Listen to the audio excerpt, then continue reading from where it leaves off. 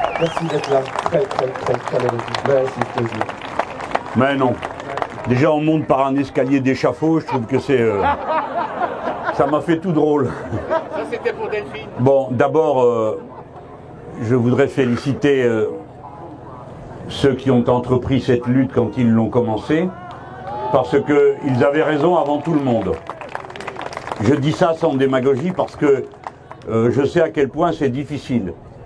Les Insoumis ont décidé de prendre la question de l'eau comme un peu la question centrale autour de laquelle leurs argumentations pourraient se déployer. Vous connaissez Loïc Prudhomme, le député qui a fait les 2 missions d'information, ma camarade Mathilde Panot.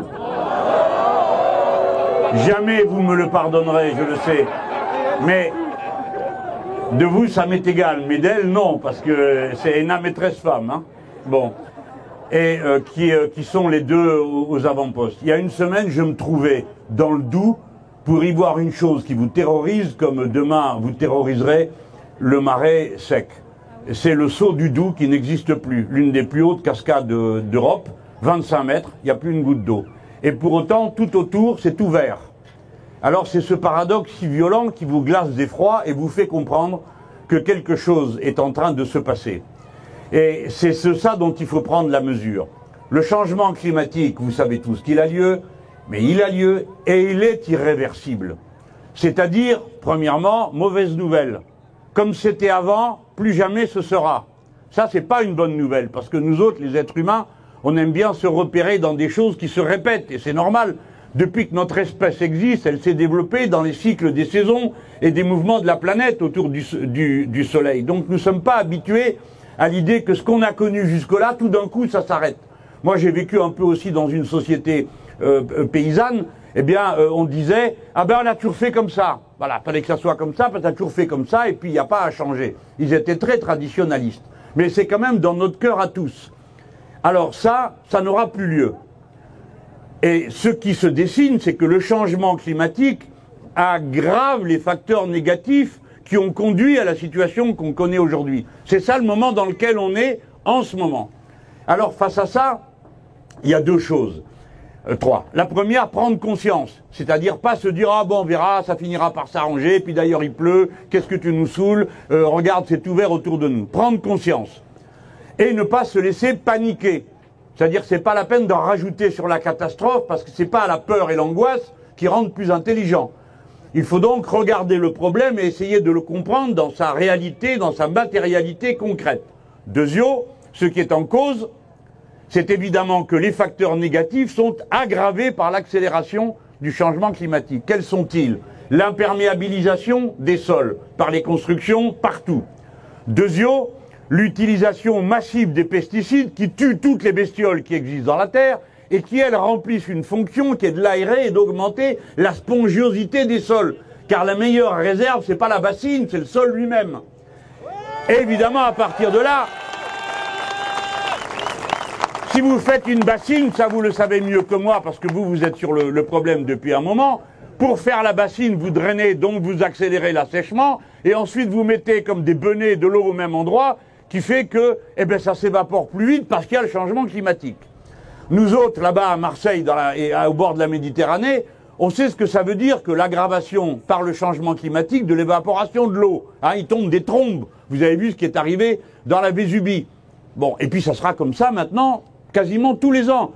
Le saut du Doubs, il est à sec, chaque année, et pas une fois tous les X, et de plus en plus longtemps.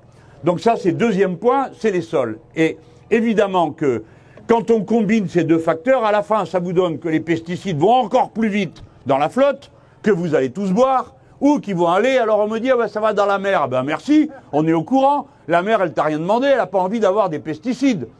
Donc voilà, les facteurs. C'est donc pas un problème limité.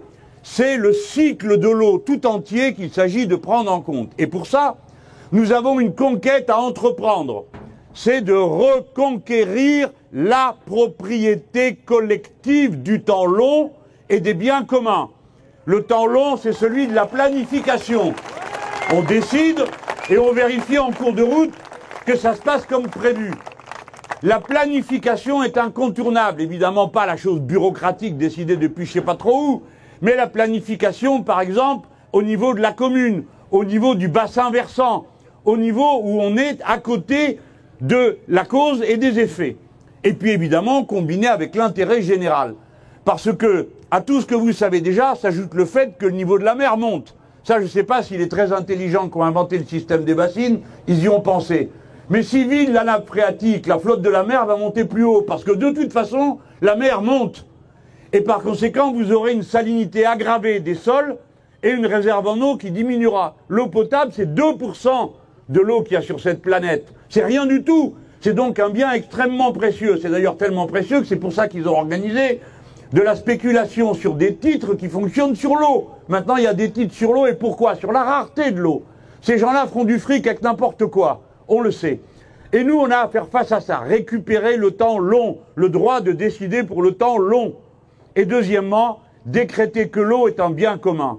Dès lors que c'est un bien commun, personne n'a le droit de se l'approprier sans que la collectivité ait donné son mot.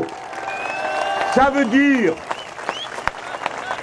que dans ce pays, la totalité de l'eau doit être collectivisée et sa surveillance et la vigilance à son sujet être remise aux syndicats de communes et aux syndicats de bassins versants qui sont en état de contrôler l'usage qu'on en fait. C'est pourquoi je dis à Veolia qu'ils se donnent bien du mal pour avaler Suez, parce que de toute façon, à la fin, on reprendra tout. Et Veolia, et Suez, et tout ce qu'ils contiennent.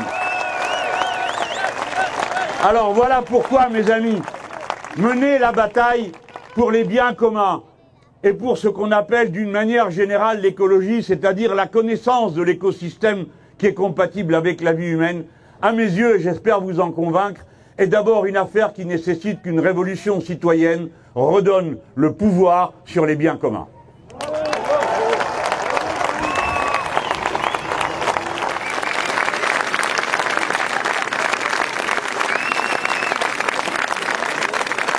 C'était Monsieur Jean-Luc Mélenchon pour la France Insoumise et pour le citoyen collectif.